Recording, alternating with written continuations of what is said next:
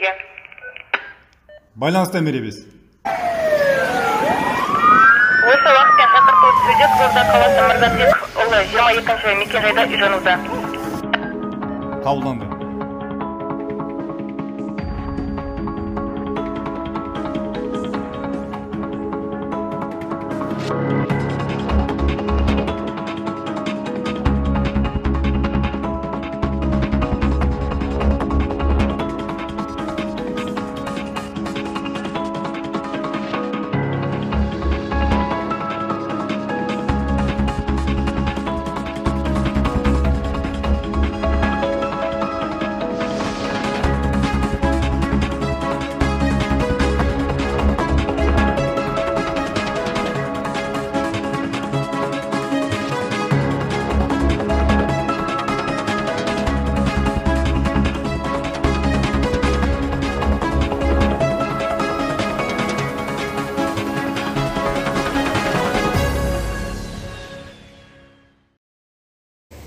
Сағат 25 минутта өрт оқшауланып, 19 сағат 36 минутта өрт толығымен сөндірілді.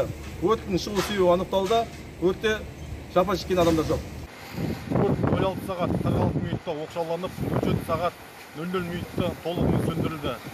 Өрттен қаза болғандар мен жарақат алғандар жоқ. Өрттің шығыны мен шығу себебі анықталуда.